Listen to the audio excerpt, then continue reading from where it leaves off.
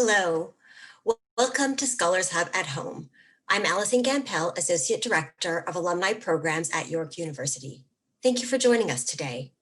Happy New Year and welcome back for our first webinar of 2021.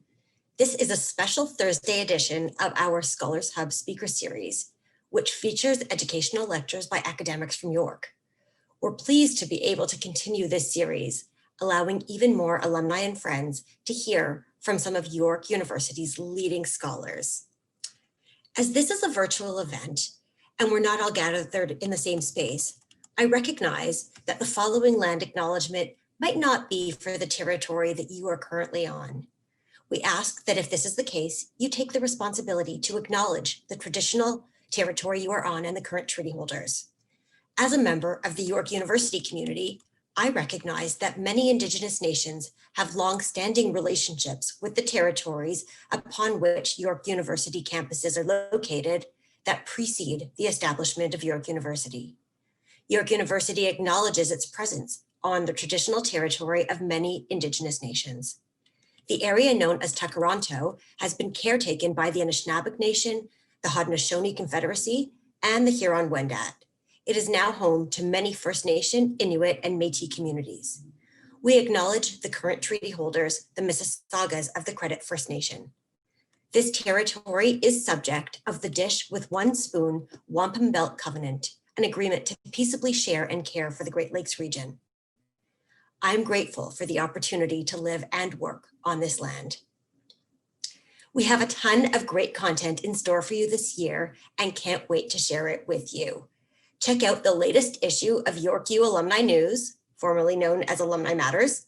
It's in your inboxes now, and you can get the latest York updates, alumni privileges, and upcoming events. As always, for more information about the Scholars Hub at Home series, as well as our other virtual events, our website has all the info that you'll be looking for, yorku.ca/alumni and friends, or we can always be reached at our email, alumni@yorku.ca. As those of you who have joined us for previous events will know, we do always like to get to know our audience a bit better by asking a question.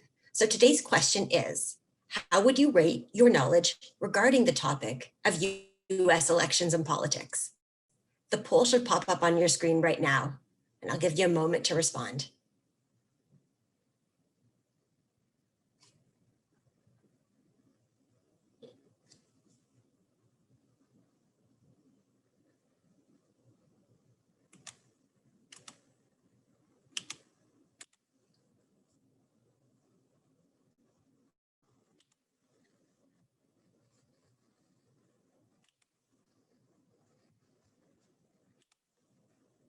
Thank you everyone for participating in the poll. It's really helpful for us and for our speakers to have an idea about who's in the audience and the knowledge that you have about the topic that we'll be discussing today. If you need any help with the Zoom webinar, please feel free to click on the Q&A button on the bottom of your screen and enter your question. We have a team ready to help you. That same button can be used to submit questions later for our guest speakers when we go through our Q&A period following the presentation. And for those of you who are watching live on Facebook, please feel free to submit any questions or comments through the comments section for the video, and the team will send them my way. Due to the nature of today's topic, we have extended the Q&A portion of the event by 10 minutes to allow you to ask more questions, and we look forward to those questions. So on to our discussion today. It is titled, Claim the Vote, Claim the Country, Part 2, Key Takeaways from the 2020 US Election, with my colleagues Adam Churchard and Dr. Anna Agathangelou. Adam Churchard is a PhD candidate in the Department of Politics, whose research focuses on international relations, US electoral politics, and growing concerns over election security in the US and around the world. Welcome, Adam. Anna M. Agathangelou is a professor in the Department of Politics at York University and a co-editor of Time, Temporality, and Violence in International Relations, Defatalizing the Present and Creating Radical Alternatives, as well as Transforming World Politics from Empire to Multiple Worlds. Today, Adam will present first, followed by Anna, and then they will both join me for the Q&A afterwards. So welcome, Adam and Anna. It's a pleasure having you join us today.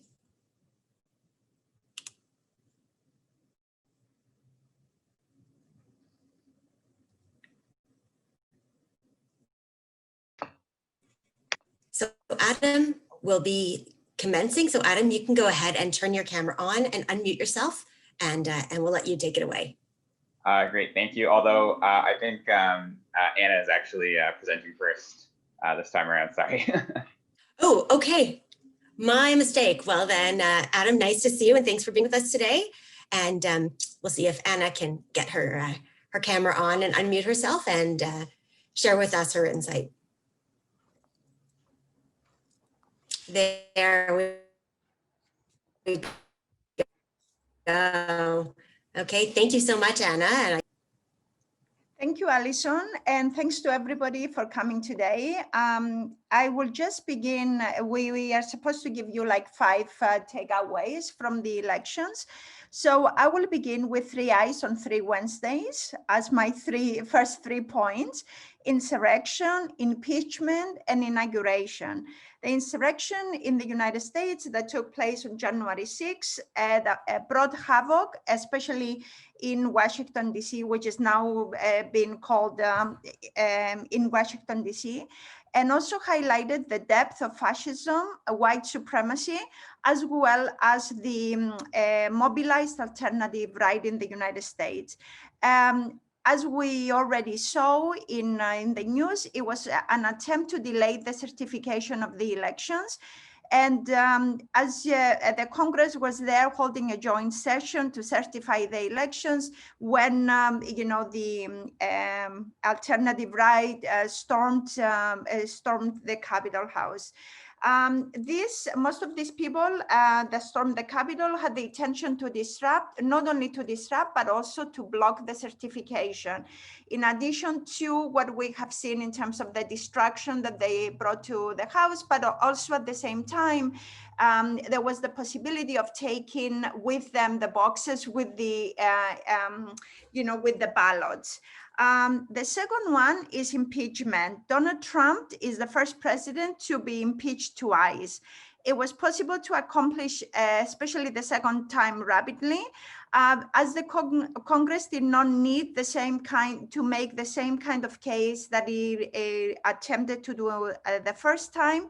As much of the evidence was public through his public speeches at the public speech at the rally, a few blocks away from the Capitol, tweets leading to January 6th, and of course, lack of action, as he did not intervene for hours to really ask for the alternative right to leave the House, or send enough forces to prevent the destruction that we have seen. He was supposedly sitting in the White House watching TV with glee. It will be sent, the impeachment will be sent to the Senate soon. And it is the first time ever that McConnell, the former senator majority leader, signaled that he might vote for a guilty verdict. He stated that the president provoked the insurrection. And of course, this is really significant, as McConnell, till that moment, was very supportive of Donald Trump. The third point is inauguration. Trump did not attend the inauguration and did not even congratulate Biden publicly. Directly, he just congratulated the new administration. Biden uses a discourse of healing and unity in his speech last night. His inauguration comes in a context in which millions of people expect change and want to eradicate the elements that affect those marginalized and exploited in the United States. From putting an end to racist violence perpetrated by police departments to winning basic rights like unions, a living wage, affordable housing, and Medicare for all, millions have put their hopes of progressive reforms in Biden. And of course, one of the major issues that Biden has to confront is COVID-19. And many people are expecting, especially with reaching almost 500,000 of deaths in the United States, that he will invest a lot of time, effort, and resources in redressing that, in addition to the economy. However, his speech last night did not give us or provide any insights about what policies is he going to really take on. And in a way, it evades also the fact that these expectations clash with both the interests of big corporations and capital, which we have seen also many corporations already, denouncing Trump's actions, and especially his decision not to do anything with the insurrection January 6th. The other issue here, or what the speech invaded, the unity speech, was that Trumpism, despite the fact that Trump left Washington, still enjoys significant support. The ceremonies were an excellent production, including folk, country music, to try to get the message out that the US is united and is one whole. However, what we have seen at this moment, when liberal democracy, quote unquote, prevailed this time, it is not a foregone conclusion. And even with the unity, this is my second point, my fourth point. And even with the unity speech, we have heard there is one problem. 74% registered Republicans still believe and argue that the election was rigged for Biden. Don't see him as a legitimate elected president of the US. 35% of all Americans view him also as not a legitimate elected president to the office. This is because Donald Trump and his allies and media, including Fox News, Newsmax, and One American Network, continually repeated the big lie that the elections were rigged by telling people enough times that Biden is not the new president, and they started believing it. This, of course, this is not the first time that we have seen this, where when the media repeats enough times a lie, when an American start believing it. We have seen that the same kind of lie about Saddam Hussein, that he was an enemy of the US, had weapons of mass destruction, and he was behind the September 11 attacks. Even though there was zero evidence for that, what ended up being, this story circulating around by informal media, Fox News, and popular belief without a shred of evidence, ended up becoming what we have seen now, the weapons of mass destruction for the US today, where, circulation of lies, if you circulate them enough time, even if they are not the truth, people start believing it. And the final point I want to make is that there is a new sheriff in town.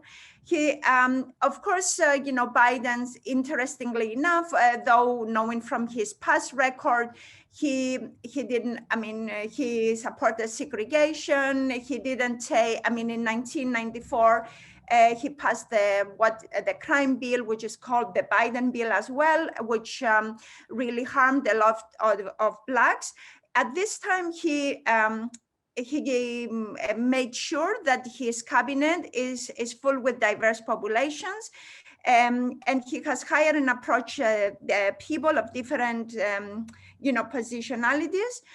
Of course, one of the major coups in that he, in terms of supporting diversity, was that he nominated Kamala Harris as his VP, who grilled him to death during the first Democratic presidential debate. He tapped her to be his VP. He also last night sent the message that if I hear anyone looking down on anybody else, I will fire you in a heartbeat. And he reinstated also civil service and what he calls civil culture in service. So in that sense, Biden is trying to mobilize a lot of diverse populations in the United States to basically embody, the diversity in his cabinet, that exists. However, as I said before, that does not really address the deeper cracks that are already, we have seen in terms of the US as a democratic state. And I will say two more things. One more thing about what does it really mean for Canada? What does a Biden presidency mean for Canada?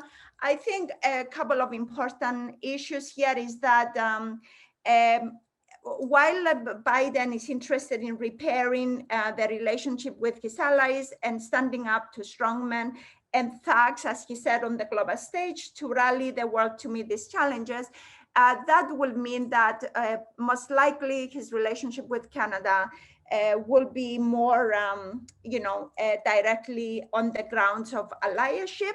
However, there will be a lot of issues around, the Keystone XL, which will have implications, of course, for Alberta. There will be some other issues around the question of China, and the role of Canada in that kind of more a masculine, in a sense, a role that Biden is going to take against China, something that he and Trump agreed, more the powerful role, so that the U.S. Center itself as the global leader and hegemonic leader in the world. So in that sense, I mean, with Canada, I think the relationship will improve, but there will be some implications around, as I said, Keystone XL, because Biden is going to take a very strong stand around climate change. And of course, he will want to be the leader in innovative green technologies. Thank you so much.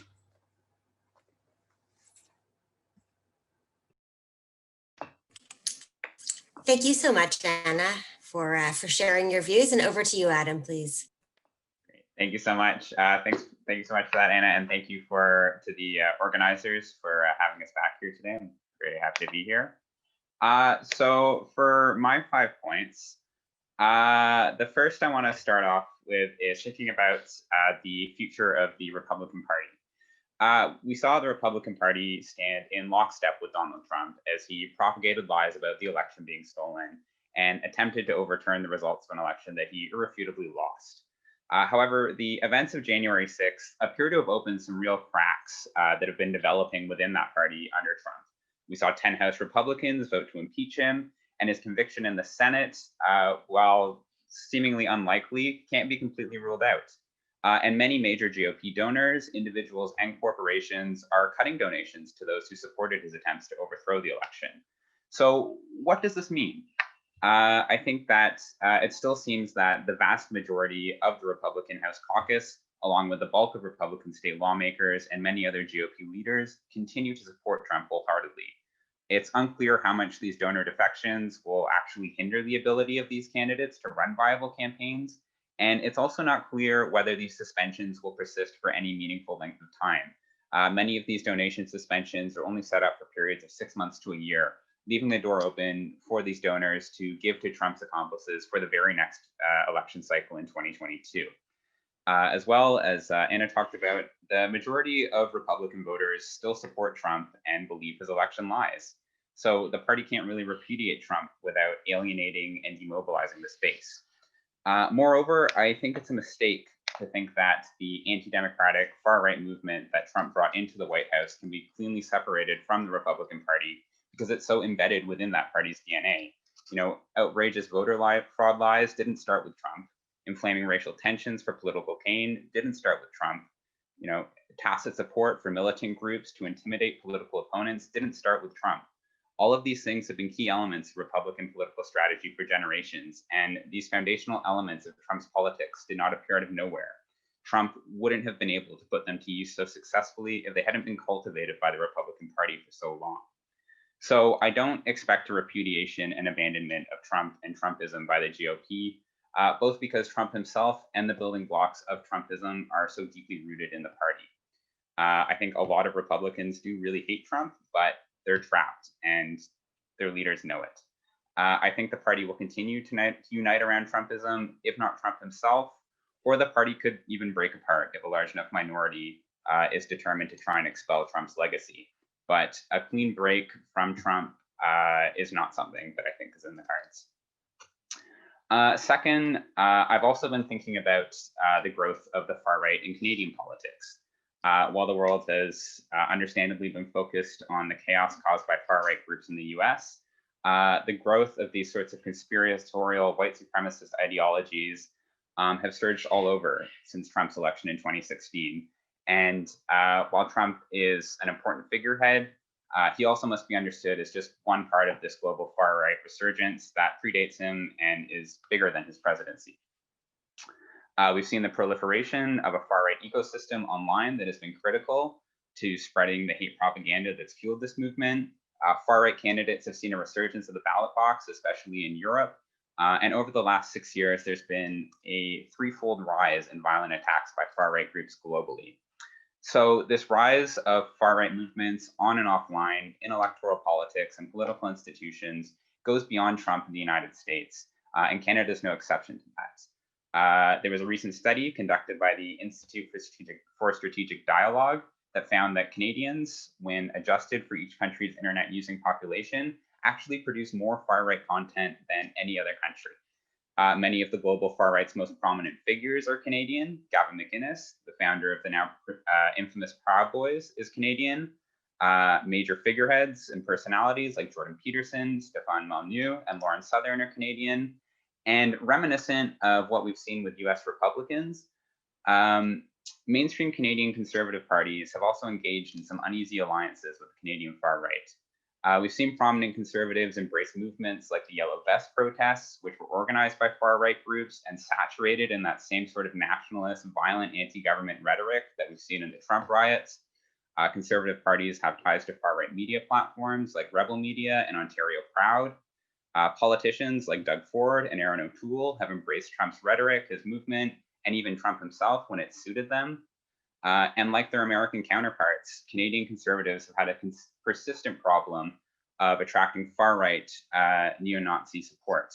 The news this week of MP Derek Sloan's donations from neo-Nazi Paul Frum is only the most recent example of this. And while conservative politicians have mostly, to varying degrees, disavowed this support, these far-right groups do keep coming to the conclusion that they should support conservative parties. We've seen with Trump, Brexit, the near victory of Maxime Bernier in the Canadian Conservative leadership contest, that far-right forces are pretty adept at taking over mainstream conservative parties. And so while we may not have the same embracement of the far-right in Canadian politics that we see with US Republicans, these groups are very present in Canada. And I think that this is something Canadians should be concerned about, and that those in conservative parties need to seriously reckon with. It's not going to end with cutting Derek Sloan from the caucus. Third, thinking more about the implications of Biden for Canada. Trudeau's government is kind of on the same page of this sort of broader project of reestablishing a liberal democratic order.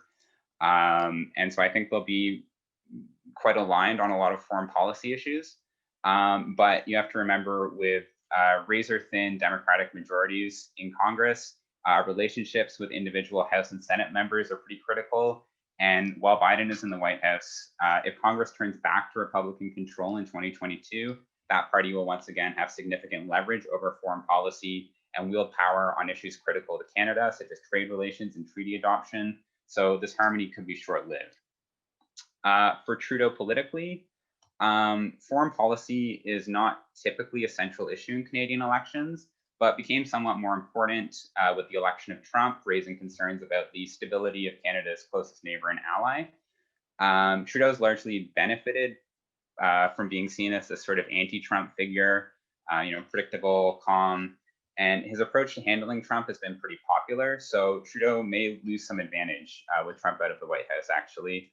As well, changes in US policy could put pressure on Trudeau to do more. This is especially true on issues like the environment, where Trudeau and the Liberals have enjoyed really no pressure and probably had their expectations diminished by the environmental catastrophe of Trump's government. Biden may not, I don't expect Biden to be a hardcore environmentalist, but he will be more progressive than Trump and could expose some of Trudeau's environmental failings and put pressure on him to be more aggressive.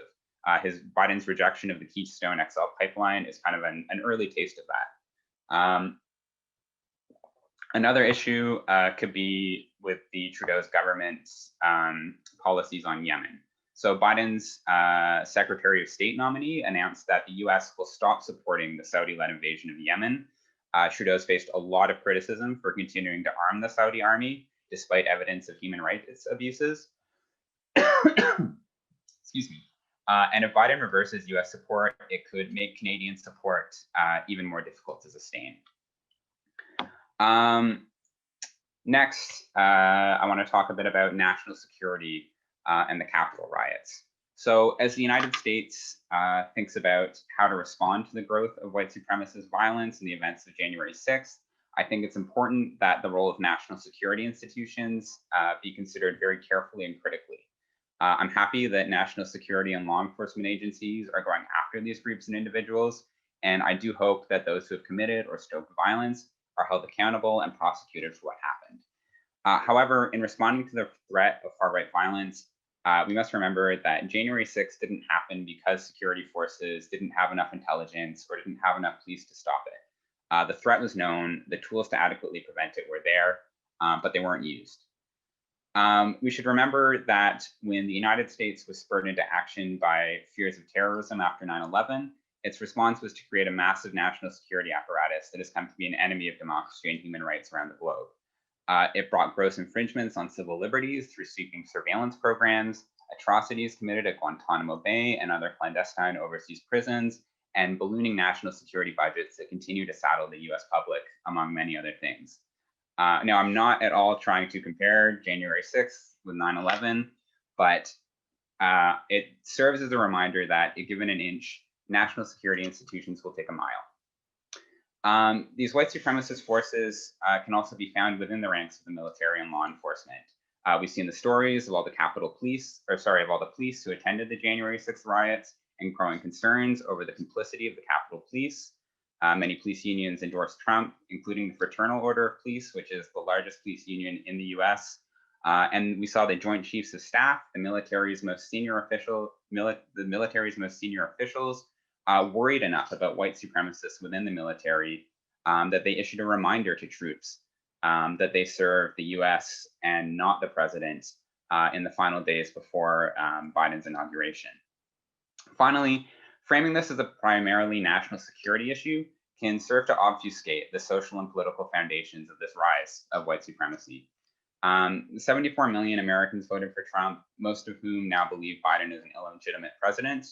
The profound economic inequities, the social dislocation, the racism that permeates American society, all these things that have made the US such fertile ground for this current rise of far-right violence, they will not be solved by national security institutions. So again, this is not to say that white supremacists do not threaten safety and security, or that they should not be rooted out and arrested, but we need to be very careful about how national security is used as a framework for responding to this crisis, and not allow this to become a pretext for the unbridled growth of national security institutions. Lastly, as we're reflecting on the state of democracy in the US and beyond, I'm also thinking about the city of Washington, DC. It's easy to forget that the backdrop of this political crisis is a real city of nearly 1 million residents, and they are bearing the brunt of the riots and resulting militarization of the capital region. The city is now occupied by tens of thousands of National Guard troops with ubiquitous security checks and a green zone now established around the capital and surrounding neighborhood. DC is a majority Black city with a poverty rate higher than most US states, only deepening the injustice of these far-right mobs that Trump unleashed on the city and the problems of white supremacy within the ranks of the military that now occupies and patrols the city. And it's also a city that's disenfranchised like no other. Washington, D.C. is not a part of any state, and it's considered the exclusive jurisdiction of the US Congress. It's a city with no Senate representation, with no votes in Congress. It only gained the right to have an elected municipal government in 1973, and Congress has authority to override any decisions of that municipal government. So Washington, D.C. is a city that's been made the center of this national political crisis, yet it has no voice in the federal government, and its elected municipal government is at the mercy of congressional whims. So as we have these conversations about democracy in the United States as a whole, in the wake of Trump, the failure of democracy in the home of the US Capitol is something that I hope is not lost. And I will end it there.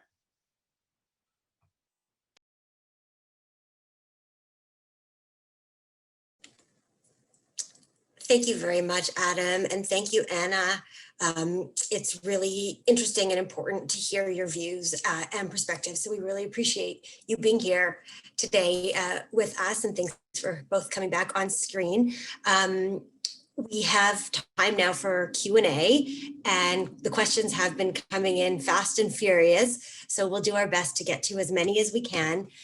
For our audience, if you are not familiar with how to submit your questions, if you're watching on Zoom, please use the Q&A function at the bottom of your screen to ask questions. And for those of you on Facebook, please submit your questions using the comment box for this video. Now, we have extended the Q&A time by 10 minutes from our norm, but I anticipate that there will be a lot that come in. So allow me to start with the first question that we have. And the question is, should Biden and congressional Democrats pursue impeachment and or other forms of accountability for Trump, or should they focus on pursuing their own agenda?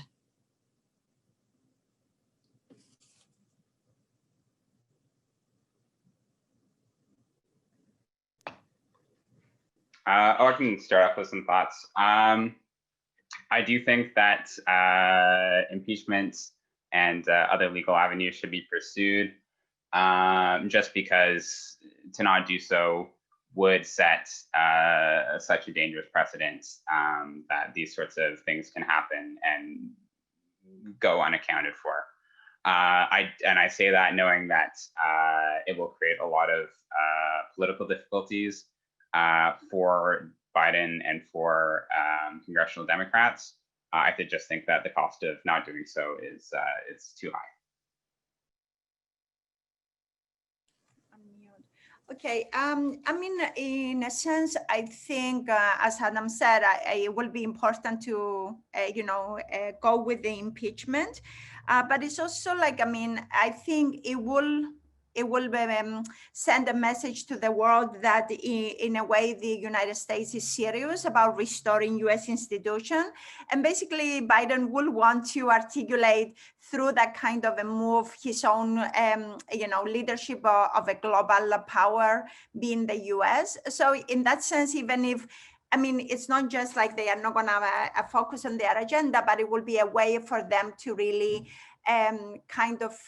coalesce that move with the agenda, which is the US is the leader, is the global dominant leader of the world, and also that the US institutions are as strong as ever. So in a sense, it will be sending a message to the world, not only just to the US, but also to the world that they are still, their institutions are viable.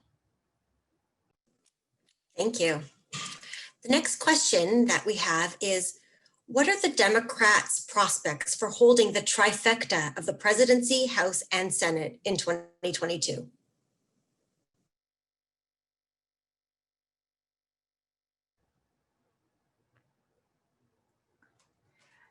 I mean, this is an important question that I think Adam and I kind of address in a way through our talks. That I think it will depend on how Biden deals with the cracks that are already in the US as a whole, but also in the Democratic Party itself. I mean, how are they going to articulate or try to pass certain policies that respond to some of the needs that are already apparent in the United States?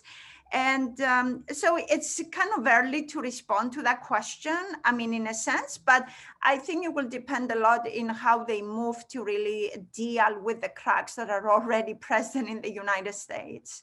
So, yeah. Yeah, I agree with that. And I'll just add on as well, as I was kind of alluding to in my presentation, is that a lot of it also depends on the fallout for the Republicans of no longer having Trump on the ballot. I think a lot more needs to be done to kind of figure out what kind of impact he had, because we saw in a lot of races in the November 3rd election, down ballot Republicans actually really outperformed Trump. However, we also saw in those Georgia Senate runoffs, Republicans had a huge problem with turnout. that some people are attributing to no longer having Trump on the ballot. So it's complicated, and we'll have to see how the Republican Party develops post-Trump and whether the party splits and what it does to that voting pace. You know, the 2022 elections in the Senate, at least, look a bit more favorable for the Democrats, but you know, this round did as well in 2020, and they did really underperform there. So it's very early, but those are kind of some of the key things I think we need to watch out for to understand how that will unfold. Well, thank you. Certainly time will tell, and it is early in this conversation. So moving on to the next question. Now that Trump is out of the White House, what will happen to the far right white supremacist forces that he cultivated and inflamed as president?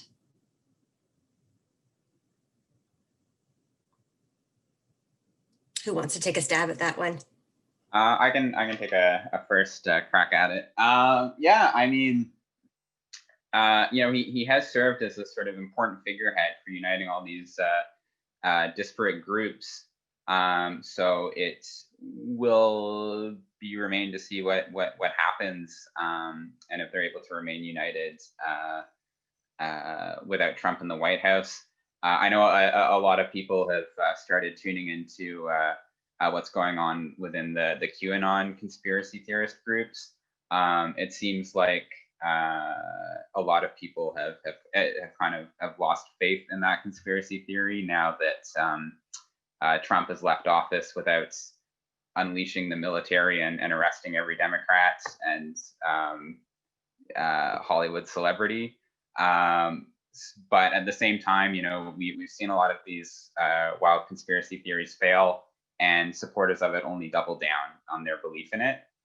So we'll see how many sort of peel away, and how many are still loyal to Trump. And we'll also see, you know, how Trump responds to being out of the White House, and how serious his bids are to try and retain control over these groups that see him as their leader. Okay, I think this is, you know, the $1 million question, you know, in the sense that, I mean, as Adam already stated in his presentation, I mean, the right, I mean, is expanding worldwide, you know, so in a sense, I mean, what will happen to the right? I mean, there is a few possibilities. I mean, the one possibility will be, if Biden figures out creatively ways to integrate some of them, but I think to integrate some of them would not just mean getting rid of racism, but also responding to some of the let's say unfairness that they see in terms of the political structure itself. So in a sense, here is not just because when we speak about deeper racist structures, it means that there is some cracks already in the state itself, and how it redresses injuries or injustices. So in that sense, I think you know, there is not just the what will happen to the right, but what will happen to the right, it will mean what are some of the deeper issues in the United States that have never been addressed. And I wanted to show you a video today, but I thought it would take away from the conversation. For example, before World War II in the United States, there was a huge rally organized by the alternative right, by fascists, by Confederates, you know, basically saying that we are white supremacists, and this is what this state is about. So this ideology of white supremacism has really been cultivated in the United States. So now we saw it being mobilized, but that doesn't mean it was not there. It has been always there. So then the question will be, will Biden really come out right without further militarizing the United States and attacking the alternative right, and figuring and devising ways to address the deeper question, which is basically I mean, some of us would say colonization, of different communities and different peoples, but also, the deeper structures of racism. And in addressing that, that would require different kind of education, different kind of institutional formations, like including media, that will really address, at the root, the possibility of allowing such kinds of, not the alternative right, but thinking that the United States is a white state, is a white country, because at the root of that is a deep belief that the United States is a white country. And I wanted to say another thing, that this is not very apparent to some people. I mean, a lot of people last night mentioned Lincoln, but if you read very carefully the speeches of Lincoln, he was basically saying the same exact thing like the alternative right, that the United States is a white country. He was saying we are going to, create this state for white people. So some of us read only parts of his speeches. So this is really important around questions of education and literacy.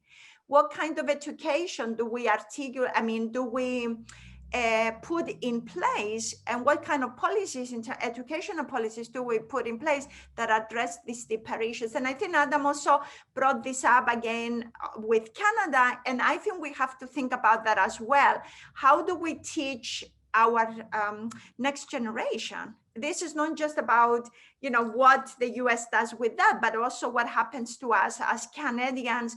What do we do differently that does not allow? I mean, the leader of Proud Boys is a Canadian, so how do these elements emerge, and at what point? I think has much to do with institutional formations and the way we educate. So I didn't answer it directly, but I hope I gave us enough to think through that. I mean, in the sense that I do think that Biden has to address some of what they think the injustices are. And of course, the injustices comes always through the idea that now there is anxiety that diverse populations, Latinos, Blacks, indigenous peoples are emerging as leaders in the United States. So that anxiety means that they feel that they are left behind, but on what grounds does that, I mean, some of it is basically, like I said, cultivation.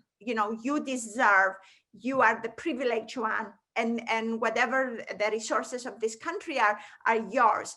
But another of it has to do with, like, losing jobs, not have training, feeling that they are left behind. So I think there is a balance there to be grappled with. Absolutely. Thank you for that. And leading on, a question coming from our audience is, what are your thoughts on a third party emerging in the US, given all of this? So what do we think? Will a third party emerge? And who wants to tackle that one? Do you want to go in, or should I? Yeah, I mean, there seems to be possibilities for a third party emerging in a few different ways. I mean, first of all, I mean, obviously, Trump is now mused about starting his own, I think he calls it the Patriots Party. If he seriously pursued that, I think that it could lead to a sort of Ross Perot style situation. Ross Perot ran against Bush and Clinton in 92 or 96 and got a significant percentage of the vote. And I think that if Trump were to start his own independent run, or run by the Patriots Party, that could siphon away a significant share of Republican votes, as well as Democratic votes, depending on how Joe Biden does. We could also see just a splintering happening. Although with a Patriots Party, sorry, one more thing about that is that I don't see that developing into sort of sustained political party, I think that would be centered around Trump. And, once Trump is gone, so will that party. I don't see a sustained political party coming out of that. The Republicans could split with the minority of the party that just will not accept Trump. Splitting off, I think they would have a hard time going electorally, though. And then, I think Anna talked about it a bit in her presentation, but there are serious divisions within the Democratic Party. You have to remember, the US political parties, especially the Democratic parties, they're not the sort of very cohesive, disciplined parties that we're used to in Canadian politics. Democrats span ideologically from to the left of the NDP, people like AOC and Bernie Sanders, and then you have people like Joe Manchin, who would be very comfortably a moderate conservative in Canada. So it's a very ideologically diverse party, and there have been a lot of tensions over the Trump years, especially with the different factions, and so whether or not they're able to sustain things going forward, I think it is a question worth asking. I don't have to add more to what Adam said, but I think in a sense, the possibility of a third party, not just a third party, will have to really be again in connection to what Adam and I already said about both the cracks in the society itself, but also in the different ideological positions that exist in both the Republican and the Democratic Party. And this, of course, will have to do on many registers. It's not just in the sense that it's like a personalities. I think it has very much to do with what kinds of issues are of concern to the Americans, and how do different leaders are going to mobilize that kind of effective, if you will, pulse to really create other possibilities for themselves, So in a sense, for me, I think if a third party will emerge, will be a kind of, at least what we are seeing right now, like in a Trumpist sense. But I think, there is the possibility of reopening Democratic and Republicans, because I think there are kinds of serious, different positions, that are in disagreement with each other and in contradiction with each other. One of the big issues right now with Biden, how how he mobilized a lot of people was like, let's get rid of Trump. But how long can he sustain that idea? Let's get rid, in a way, that kind of a block that he mobilized, that will depend extensively on how he deals with different problems in the United States, including issues of climate change. But COVID-19 is a major issue. The economy is a major issue. So in that sense, is there a possibility for that? Yes, there is always a possibility for that. But how is the United States going to allow for that? The establishment itself for that, I think it remains to be seen. Thank you. Fair enough. We have a number of questions coming in from our audience, which are all around sort of the same question. So I'd like to ask and get your perspectives. Do people give Biden too much credit and Trump too little? Are there, for instance, any redeeming legacies of the Trump administration?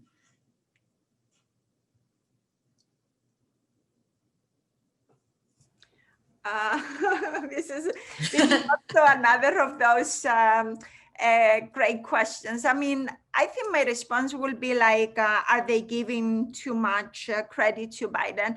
The only difference that we can see, I think, between the two is basically that Biden now is going to really basically allow for, I think Adam already responded to that by saying, you know, a kind of a semblance of respect to the global liberal institutions, something that in a sense Trump, very directly and maybe perhaps unintentionally, completely, you know, kind of a challenge in the way he was going about doing the politics. But I don't really see that the two of them, they diverge much about the role of the United States as a global power in the world. Trump was doing it by arguing a very kind of white supremacist way, you know, that we are the hegemon of the world and, you know, we're making America great again in that sense. Are some of the policies going to be very divergent from the Trump administration to the Biden administration? I think there will be some, but in a sense, in the end, is again, what is the role of the United States? How does the United States understand itself in the world? And should we give credit to Donald Trump, you know, like in terms of, you know, where there are some redeeming qualities to the Trump administration? Obviously, some people, including Capital itself, has benefited from some of his policies extensively. And in a sense, Trump also continues some of the policies of Obama, like the immigration policies. We shouldn't really see a disjuncture between Obama, Trump, and now Biden around the issues of immigration. So in that sense, for me, that question is not about Biden, Trump. Is a question about what are the policies and how is the United States understanding itself, you know, as a global power in the world, and how these two leaders may have done it differently, but the result is, or the question is, how did they sustain the U.S. as a global power? And I think the only the only thing that I saw in terms of Trump actually put a lot of pressure on let's say NATO and other, China, of course, in some ways, but in a sense, he did it in a way that quote unquote put America first, but that policy did not deviate that much from other leaders previously. You know, he just really wanted to bring in manufacturing in the United States, or he claimed that, you know, and he wanted to keep jobs within the US. He claimed that, but of course, you know, don't forget that there were a lot of schemes and, you know, a lot of corruption in the administration. For instance, for the person who asked this question, I will put a question for you back, and look at the people that he actually pardoned. A lot of these people were people that really deceived a lot of the working class people around questions of real estate, around mortgages, around insurance, policies. And he pardoned them. Why would he do that? So this is another kind of longer conversation for us to put on the table, that in the end, what did Trump do? What could Biden do differently? It's like there is a kind of a protection of certain elite interests. And those elite interests come in different forms. Maybe they support some elites over others, you know? So I will say that's the difference between the two of them. But, I wouldn't really set them up. The one is better than the other. I wouldn't really take that position. Yeah, I would definitely agree that, when thinking about those sorts of questions, it's important to remember that, there is sort of, I think, a lot more continuity, especially in military and national defense policies than I think is really acknowledged. Just to answer the question about Trump not getting enough credit, I just like to know kind of for what? Because there are some, sure, there's some little isolated things here and there that he did that, okay, those were good things, spending student loan payments during the pandemic. That was a good thing. Canada's Liberals did not do that. So I mean, like those sorts of little things viewed in isolation here and there, sure, there were some, there's that. But I mean, in terms of like his, overall impact on policy spheres, all these different policy spheres that he touched, I mean, I don't really see any that he improved. I know one that is brought up often is the fact that he didn't start any new foreign wars. That does get brought up a lot as an area of credit. I mean, I would say like that is true. I'm glad that the U.S. did not engage in any new wars during Trump, but I mean, I would also say that that isn't for lack of trying. I mean, they basically spent all of January last year trying to goad Iran into an open conflict. As well, people bring up, the stabilization, quote unquote, of relations with North Korea, for instance, but North Korea's ICBM capabilities have increased dramatically under the Trump presidency. So again, I'm not really sure what he did there, other than one or two summits. So and again, there's again thinking about U.S. roles in wars. He abandoned America's Kurdish allies. So I mean, I don't know. There are really no broad policy spheres that I can really give him credit for doing a good job on, and that foreign policy starting no new wars thing is it's not quite as it appears, I think.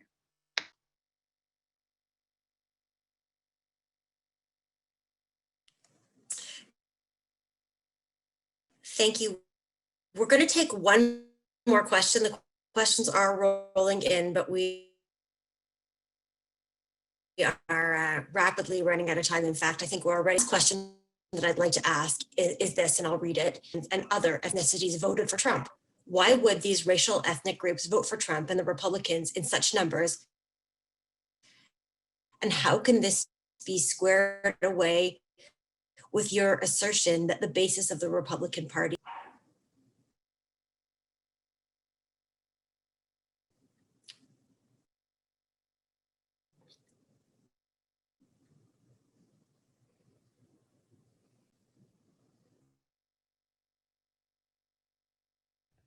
Alison, we didn't hear the question. Oh, I'm so sorry. So the internet was only behaving for the allotted time. Okay, so I'll read it again. Can you hear me now? Yes. Okay, so exit polling showed that Blacks, Hispanics, Latinos, Asians, and other ethnicities voted for Trump. Why would these racial ethnic groups vote for Trump and the Republicans in such numbers? And how can this be squared away with assertions that the Republican Party is the basis of the Republican Party is white supremacy?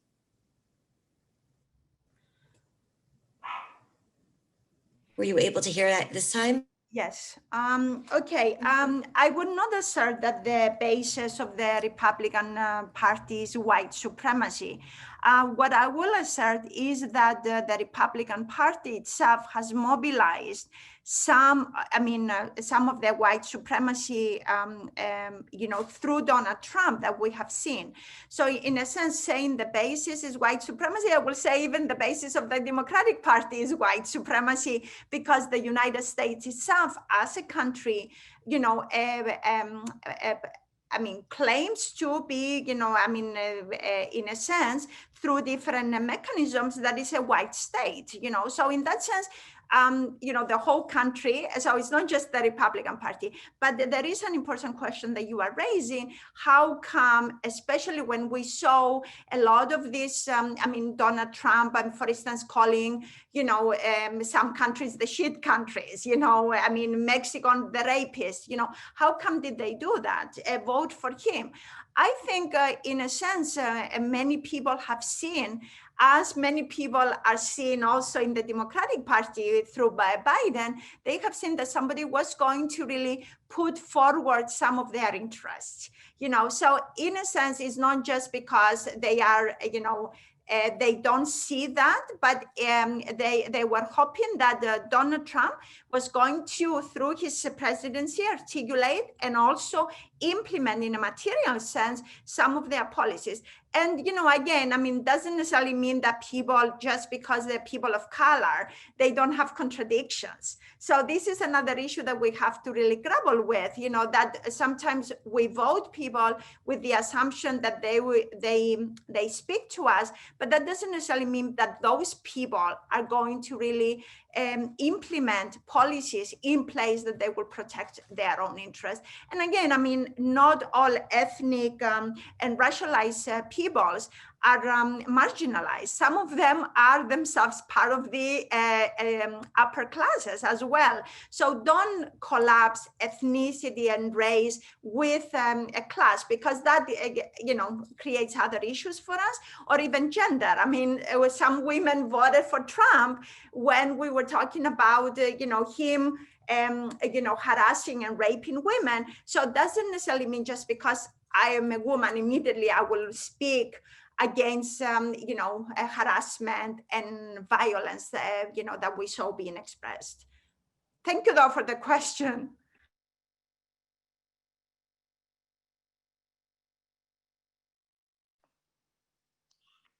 Yeah, I think those are all really good points. And yeah, I will just say, like, I think it's an indisputable fact that Trump stoked and used white supremacy to make his way to the White House, and it was a key part of his political project.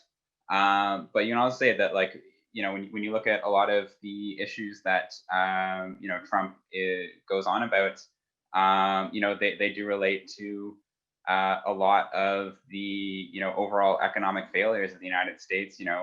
I'm not trying, again, not to reduce it all down to economic anxiety, as a phrase that's been used a lot. But Democrats and Republicans alike, there is a sense that among a lot of people in the United States that they have been failed by their political elites.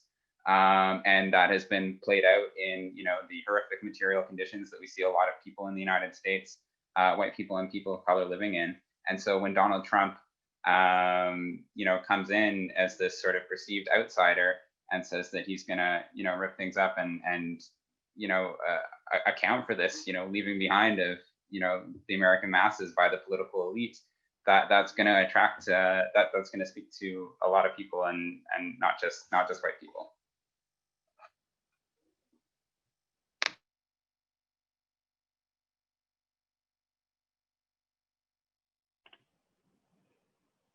Hi there, apologies. Allison, my colleague's having some internet challenges, so I'm just stepping in on her behalf to wrap this session.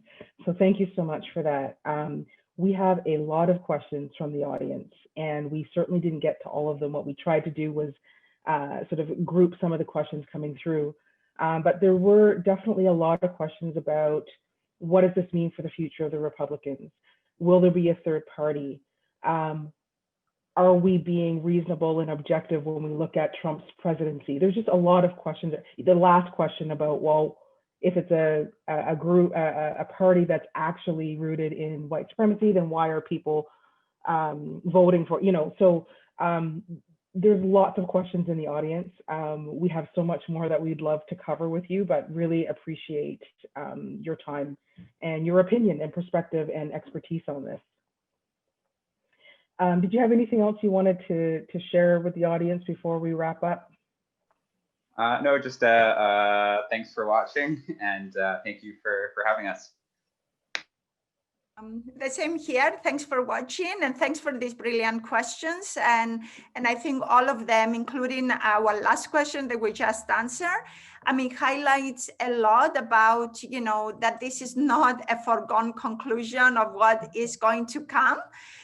But it really shows that the audience pays close attention to what is going on, and we should be paying close attention, because this has also an impact on us as Canadians, but also it has an impact on us worldwide.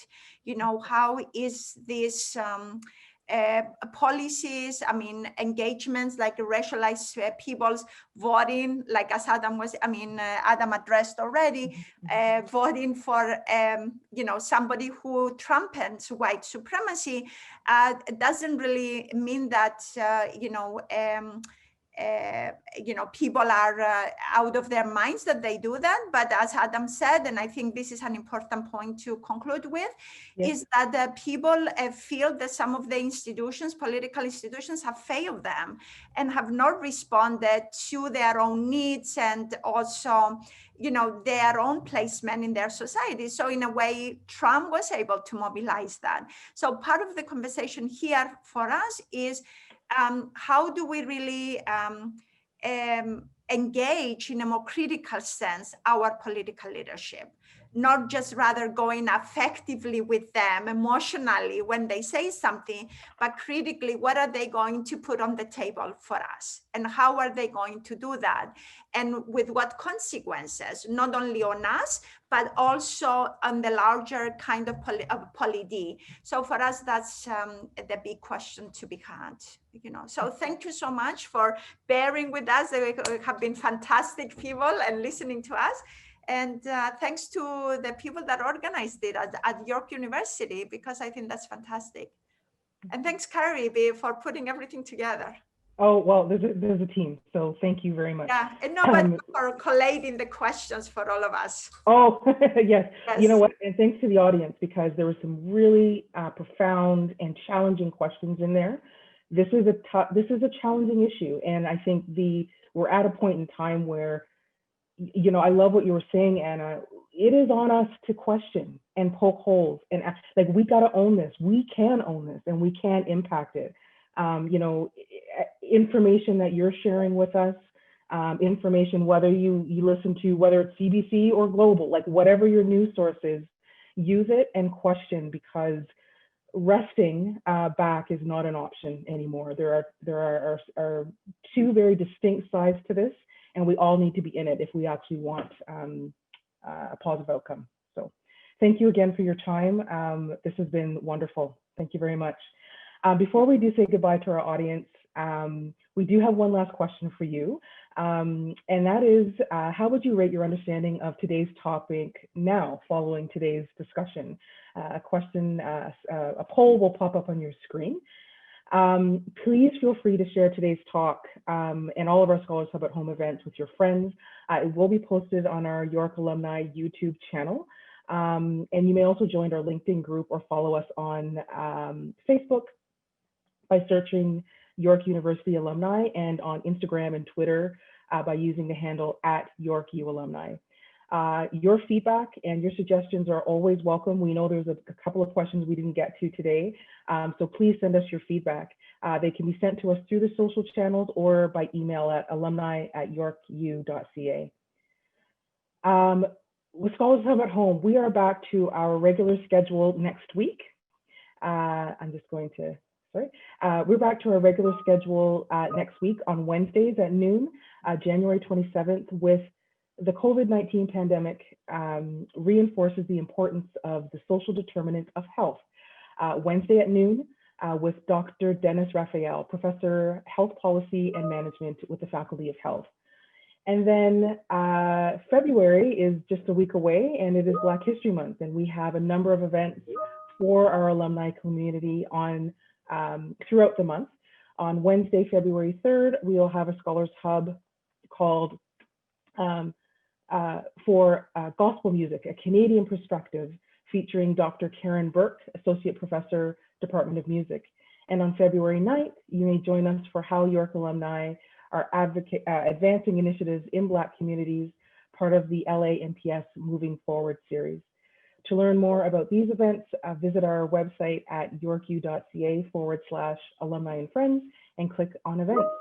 Thank you so much for staying with us today, and for, we've gone a little bit over time, but thank you so much for staying with us today. We hope you will continue this conversation, be a part of your political party and in your communities, challenge and question. Thank you, and see you next Wednesday.